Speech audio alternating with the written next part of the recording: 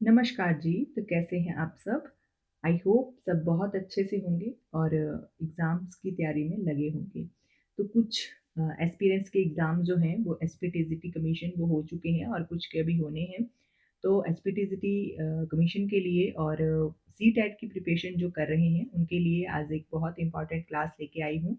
तो चलिए शुरू करें हम आज की ये क्लास। आज की क्लास में मैं आपको बता दूँ कि आज की क्लास में हम मॉडर्न जो पॉलिटिकल थिंकर हैं या फिर आप कह लो कि मॉडर्न हिस्ट्री से रिलेटेड जो आज के क्वेश्चंस हैं वो रहेंगे और इसमें थोड़ी-सी जो है वो जियोग्राफी का पार्ट भी रहेगा। आप क्लास को एंड तक ज़रूर देखिएगा, बहुत इम्पोर्टेंट क्लास है आज की। तो अपने फ्रेंड्स के साथ शेयर कर दीजिए क्लास को और साथ में अगर आपने अभी तक चैनल को सब्सक्राइब नहीं किया है या फिर आप चैनल पर नए आए हो, तो प्लीज़ चैनल को ज़रूर सब्सक्राइब कर लीजिए। आप सबके प्यार से ही ये चैनल जो है वो चल रहा है। चलिए शुरू करें।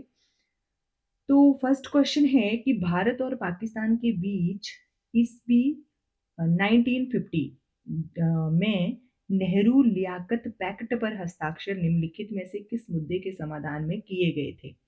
तो जो नेहरू और लियाकत पैक्ट था, उस पर किस मुद्दे को लेकर जो थे वो हस्ताक्षर किए गए थे 1950 में, तो वो किए गए थे शरणार्थियों की समस्या को लेकर, ठीक है? आपको पता है 1947 में जब बहुत बड़ा विभाजन हुआ था, हमारे भारत के 2 टुकड़े हो गए थे, भारत और पाकिस्तान अलग-अलग 2 देश बन गए थे, तो उस टाइम पर जो सबसे बड़ी प्रॉब्लम थी, वो ये थी कि शरणार्थी जो थे वो जो भारत में जो मुस्लिम रह रहे थे, उनको पाकिस्तान भेजना था और पाकिस्तान में जो हिंदू रह रहे थे उनको भारत भेजा जा रहा था। तो ये बहुत बड़ी एक समस्या थी कि लोगों का यहाँ से वहाँ जाना एक उस टाइम का सबसे बड़ा मुद्दा बन चुका था। तो ये जो हस्ताक्षर हुए थे वो शरणार्थियों वाली जो समस्या थी उसको लेकर जो थे वो हस्ताक्षर हुए थे। नेक्स्ट क्वेश्चन है कि मुस्लिम लीग के संविधान द ग्रीन बुक। अब आपने ये याद रखना है, आपसे एग्जामिनर जो है वो पूछ सकते हैं कि मुस्लिम लीग का जो संविधान था उसका नाम क्या था? तो उसका नाम रखा गया था द ग्रीन बुक, ठीक है? द ग्रीन बुक का प्रारूप जो था वो किसने बनाया था? तो ग्रीन बुक का जो प्रारूप था वो किसने बनाया था? मौलाना अ, मोहम्मद अली गौहर, ठीक है? इनका नाम आपने याद रखना है। द ग्रीन बुक जो है वो मुस्लिम लीग का संविधान है था और ये जो इसका प्रारूप बनाया था वो मौलाना मोहम्मद अली गौहर ने बनाया था। अच्छा, अब ये बताइए मुझे कि भारत का जो संविधान बना था उसकी जो प्रारूप समिति बनी थी, उसके अध्यक्ष कौन बने थे? ठीक है? आप मुझे कमेंट करके बताओ कि जो भारत का संविधान था उसकी प्रारूप समिति जो थी उसके अध्यक्ष कौन बने थे? नेक्स्ट क्वेश्चन है कि जब लॉर्ड माउंटबेटन भारत के प्रथम गवर्नर जनरल बने थे, तो उस समय निम्नलिखित में से कौन पाकिस्तान के गवर्नर जनरल बने थे? अब यहाँ पे क्वेश्चन ये है कि जब लॉर्ड माउंटबेटन भारत के प्रथम गवर्नर अब ये आपने ये याद रखना है कि भारत जब आज़ाद हो गया था, तो आज़ादी के बाद का ये जो गवर्नर जनरल थे प्रथम, लॉर्ड माउंटबेटन थे। अब ये जो गवर्नर जनरल थे, ये थे ब्रिटिश। अब आपसे अगर यहीं पे ये क्वेश्चन पूछा जाता है कि भारत के स्वतंत्र भारत के पहले भारतीय गवर्नर जनरल कौन थे? तो आपने सी राजगोपालाचारी का नाम याद रखना है। क्वेश्चन से रिलेट करके मैं और क्वेश्चन आपको बता रही हूँ, प्लीज़ नोट करके ज़रूर रखिएगा क्योंकि ये क्वेश्चन जो हैं वो बहुत बार एग्ज़ाम में रिपीट हो चुके हैं। तो यहाँ पे क्वेश्चन ये बनता है कि उस समय निम्नलिखित में से कौन पाकिस्तान के गवर्नर जनरल बने थे? अच्छा, भारत के तो बन गए लॉर्ड माउंटबेटन जी, लेकिन आपको पता है भारत भारत जो था उसका विभाजन हो गया था। तो जो पाकिस्तान अलग देश बना था तो उसके जो गवर्नर जनरल बने थे वो एम.ए. जिन्ना बने थे, ठीक है? एम.ए. जिन्ना, ठीक है? ये बने थे। ये आपने ज़रूर याद रखना है। वेरी इंपॉर्टेंट क्वेश्चन है ये। ठीक है, नेक्स्ट क्वेश्चन जो है वो है कि इनमें से कौन ऑ all India trade union congress की स्थापना से संबंधित था? तो ऑल इंडिया ट्रेड जो यूनियन थी कांग्रेस उसकी स्थापना से संबंधित नहीं था पूछा गया है, तो बी गिरी जो थे वो संबंधित नहीं थे, ठीक है? बात करें नेक्स्ट क्वेश्चन की। नेक्स्ट क्वेश्चन है कि राजा राममोहन राय की मृत्यु के पश्चात जो ब्रह्म समाज था वो 2 भागों में विभक्त हो गया था। भारत का ब्रह्म समाज और आदि ब्रह्म समाज। इन दोनों अनुभागों के नेता क्रमशः कौन थे? अच्छा, अब ये आपने याद रखना है कि ब्रह्म समाज की स्थापना किसने की थी? तो ब्रह्म समाज की स्थापना की थी राजा राममोहन राय ने।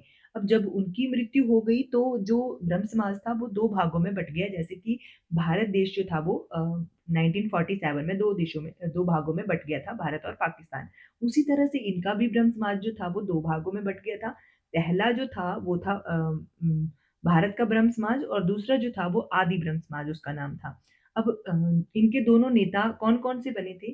तो जो केशव चंद्र सेन थे और देवेंद्र नाथ टैगोर, ठीक है? ये दोनों जो थे, ये दोनों के भारत का जो ब्रह्म समाज लिखा है केशव चंद्र सेन और देवेंद्र नाथ टैगोर आदि ब्रह्म समाज के जो क्रमशः नेता जो थे वो बन गए थे, ठीक है?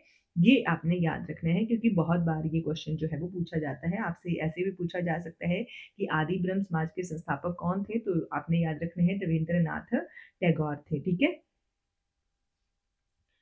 बात करें नेक्स्ट क्वेश्चन की, तो नेक्स्ट क्वेश्चन जो है वो ये है कि निम्नलिखित अनुच्छेद पर विचार कीजिए। तो अनुच्छेद यहाँ पर ये दिया है कि साइमन कमीशन, अब आपको पता होगा कि साइमन कमीशन कब भारत आया था, तो 1927 में साइमन कमीशन जो था वो भारत आया था और इसका ज़बरदस्त विरोध हुआ था भारत में, ठीक है? तो यहाँ पर पूरी कोटेशन हम पढ़ लेते हैं कि साइमन कमीशन के विरुद्ध प्रदर्शनों के दौरान लाहौर में जो पुलिस लाठीचार्ज में भी गंभीर रूप से घायल हुए। अब बताया नहीं हुआ है कि कौन घायल हुए।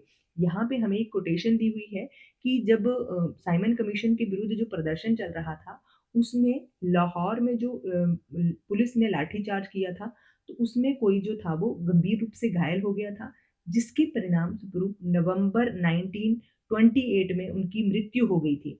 अब यहाँ पे क्वेश्चन पूछने वाला ये पूछना चाह रहा है कि ऐसे कौन व्यक्ति थे जिनकी जो थी 1928 में गंभीर रूप से घायल, लाठीचार्ज के दौरान जो वो गंभीर रूप से घायल हो गए थे और 1928 में इनकी मृत्यु हो गई थी। बाद में उन पर लाठीचार्ज के लिए उत्तरदायी ब्रिटिश अधिकारी को भगत सिंह ने और राजगुरु ने गोली से उड़ा दिया था। तो ऐसे कौन थे जिनका जो निधन था या जिनकी जो मृत्यु थी वो लाठीचार्ज के कारण हुई थी, और लाठीचार्ज किस वजह से हो रहा था? कि क्योंकि जो था वो साइमन कमीशन के विरुद्ध जो था वो भारत में प्रदर्शन जो था वो हो रहा था। तो ये कौन थे?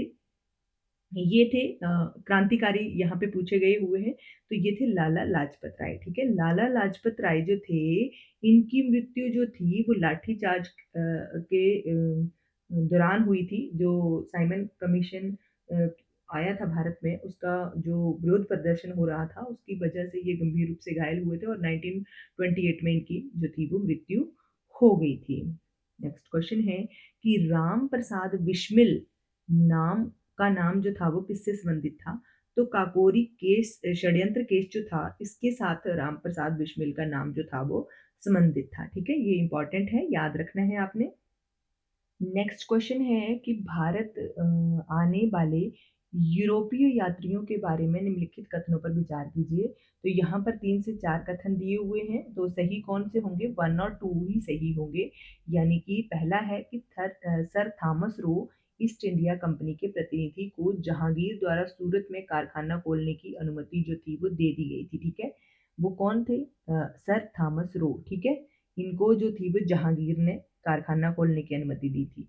और दूसरा जो कोटेशन है वो है पुर्तगालियों को उकसाने से कैप्टन हॉकिंस को मुगलों द्वारा आगरा से बाहर निकाला गया था, ठीक है? तो ये भी जो है वो सही है, ठीक है? तो पहला और दूसरा जो है वो कथन सही है, बाकी तीसरा जो है वो गलत है, ठीक है? नेक्स्ट है कि कौन से एक भारत ब्रिटिश उपनिवेशी शासन का परिणाम नहीं था? तो वो था भारतीय सामंतवाद का विनाश, ठीक है? नेक्स्ट है कि निम्नलिखित में से कौन सा 1931 के गांधी इरविन समझौते का अंश था? तो कौन सा था? तो ये था कि आगजनी और हिंसा के दोषियों को छोड़कर बाकी राजनीतिक बंदियों की रिहाई, ठीक है? तो ये गांधी इरविन समझौते का परिणाम जो था वो था। नेक्स्ट क्वेश्चन है कि सोसाइटी ऑफ जीसस किसके जिसके अनुयायी जेसुइट कहलाते थे, की स्थापना किसने की थी? किसने स्थापित की थी? तो ये की थी इग्नाटियस लोएटा ने, ठीक है? इग्नाटियस लोएटा सोसाइटी ऑफ जीसस, ठीक है। नेक्स्ट है कि सत्याग्रह के संबंध में निम्नलिखित कथनों पर विचार कीजिए। तो सत्याग्रह के संबंध में जो कथन है वो 1 और 2 दोनों ही सही है कि इसका प्रथम प्रयोग गांधी जी के द्वारा दक्षिण अफ्रीका में किया गया था सत्याग्रह का, और दूसरा जो कथन है वो है ये है कि इसका प्रथम प्रयोग भारत में चंपारण में किया गया था, ठीक है। तो सत्याग्रह से रिलेटेड दोनों ही कथन जो है वो सही रहेंगे। नेक्स्ट क्वेश्चन है कि द्वैध शासन किस गवर्नमेंट ऑफ इंडिया एक्ट द्वारा लागू किया गया था। तो द्वैध शासन जो था वो 1919 के द्वारा जो था वो लागू किया गया था, ठीक है। तो 1919 का जो गवर्नमेंट ऑफ इंडिया एक्ट था उसके द्वारा जो था वो द्वैध शासन जो था वो लागू किया गया था। नेक्स्ट क्वेश्चन है कि निम्नलिखित कथनों पर विचार कीजिए। अब कथन ये है कि बाल गंगाधर तिलक ने अप्रैल 1916 में महाराष्ट्र में होम रूल लीग की स्थापना की थी, ठीक है। एनी बेसेंट और जो थे बाल गंगाधर तिलक, इन्होंने 1916 में होम रूल लीग जो थी वो उसकी स्थापना की थी। तो ये कोटेशन जो है वो सही है। नेक्स्ट क्वेश्चन है कि निम्न घटनाओं में से किसका संबंध जो है वो फ्रांसीसी क्रांति से नहीं था। तो फ्रांसीसी क्रांति से संबंध नहीं था, वो था कॉकॉर्ड का युद्ध, को कान को कॉनकोर्ड का युद्ध, ठीक है। पढ़ लेना इसको अच्छे से। नेक्स्ट है कि निम्नलिखित में से कौन सा थियोसॉफिकल सोसाइटी की गतिविधियों से संबंधित नहीं था। तो वो मिस्टर ए ओ ह्यूम जो थे वो थियोसॉफिकल सोसाइटी की गतिविधियों से संबंधित नहीं थे। नेक्स्ट है भारत का पहला प्रथम वायसराय कौन था। तो भारत का जो प्रथम वायसराय था लॉर्ड कैनिंग था, जो कि 1857 यानी कि 1857 के युद्ध के या फिर आप स्वतंत्रता संग्राम उसको प्रथम कह सकते हो, उसके बाद उसको बनाया गया था, ठीक है, प्रथम वायसराय। नेक्स्ट है कि आधुनिक भारत में सामान्यतः स्थानीय स्वायत्त शासन का अग्रणी निम्नलिखित में से किसको माना जाता है। तो वो लॉर्ड रिपन को माना जाता है। अंग्रेजों द्वारा बंगाल विभाजन, जिसको भंग वंग भी कहा जाता है, को कब रद्द किया गया था। तो इसको किया गया था 1911 में रद्द किया गया था, ठीक है। और हुआ कब था विभाजन बंगाल का, 1905 में हुआ था। नेक्स्ट है कि गांधी जी के साथ नमक सत्याग्रह का नेतृत्व किसने किया था। तो सरोजनी नायडू ने किया था, ठीक है।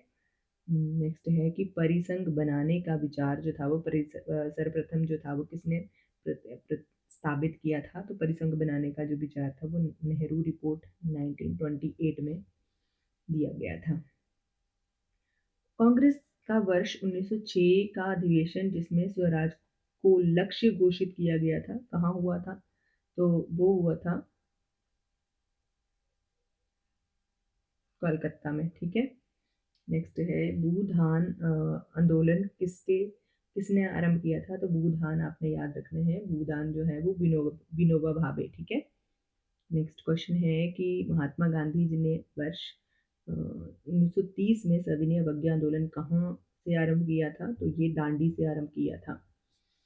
नेक्स्ट क्वेश्चन, गांधी इरविन समझौता 1931 में हुआ था, ठीक है। नेक्स्ट क्वेश्चन है कि औपनिवेशिक काल के दौरान महिलाएं जाति एवं सुधार के संदर्भ में निम्नलिखित में से कौन सा विकल्प गलत है। तो कौन सा विकल्प गलत है। प्रार्थना समाज ने केवल हिंदू ग्रंथों पर ही विचार विमर्श जो था वो किया था, ये गलत है।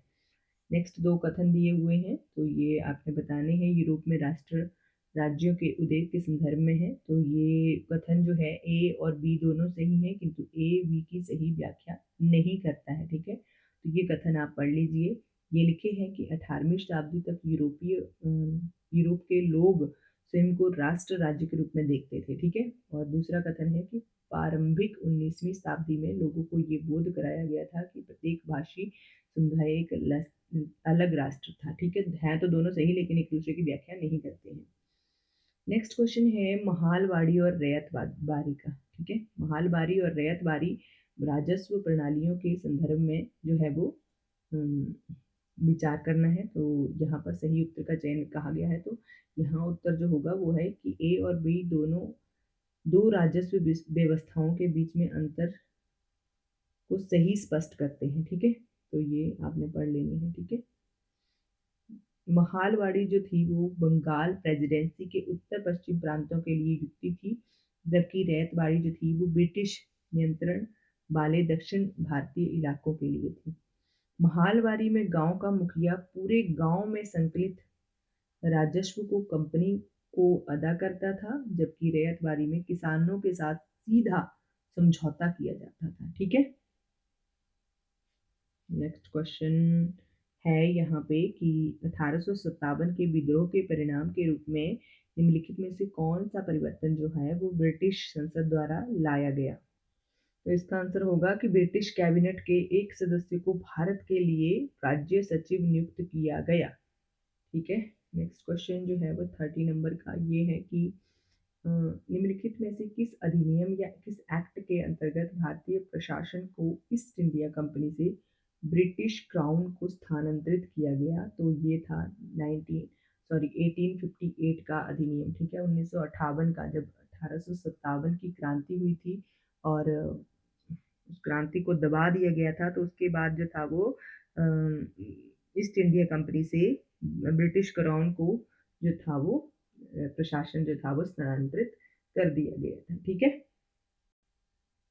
तो थोड़े से क्वेश्चन हम जो है वो जियोग्राफी के भी देख लेते हैं। तो जियोग्राफी में जो सबसे मेन क्वेश्चन और सबसे इम्पोर्टेंट क्वेश्चन है कि यहाँ पर पृथ्वी की परतें दे रखी हैं। तो यहाँ पर बोला गया है कि आंतरिक से बाहरी तम तक जो है वो परत तक पहचान करनी है। तो सबसे आंतरिक परत होती है आंतरिक क्रोड, उसके बाद आती है बाहरी क्रोड, उसके बाद मेंटल और उसके बाद परपटी। तो ये सही क्रम है। ठीक है, आंतरिक से बाहर की तरफ का।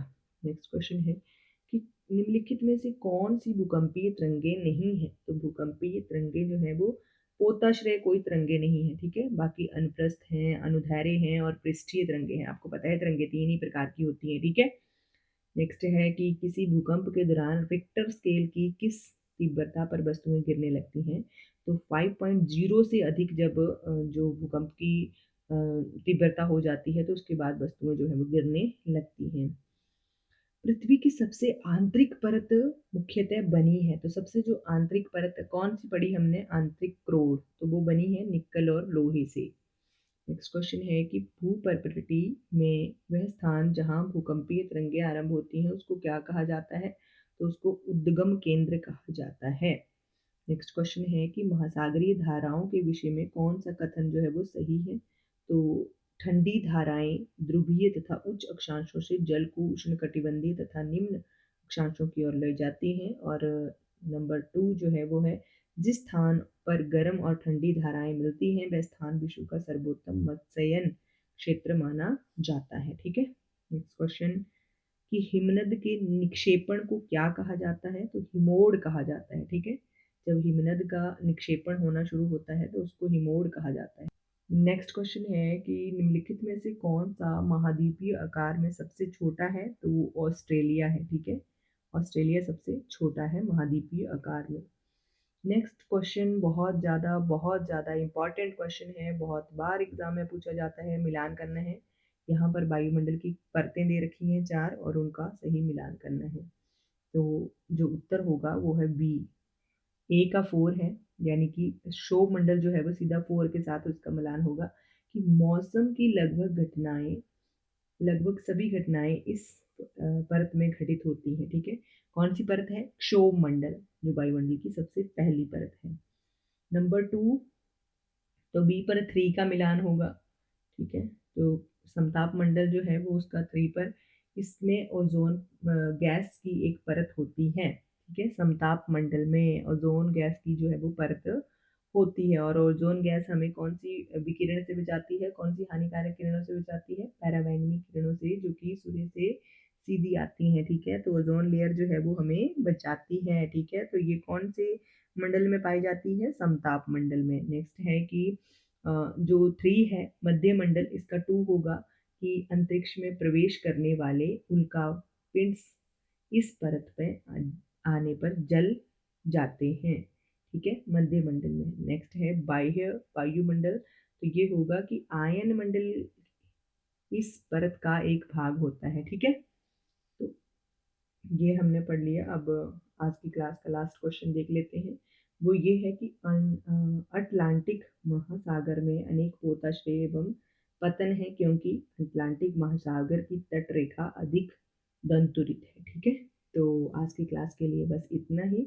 अगर क्लास अच्छी लगी होगी तो प्लीज़ क्लास को लाइक ज़रूर कर दें और मुझे कमेंट करके भी ज़रूर बताएँ कि आपको क्लास कैसी लगी, और इसी तरह की और भी क्लासेस देखने के लिए मुझे कमेंट करें, तो मैं ज़रूर आपके लिए नेक्स्ट इसी तरह की और भी क्लास लेके आऊँगी। तो थैंक यू फॉर वॉचिंग।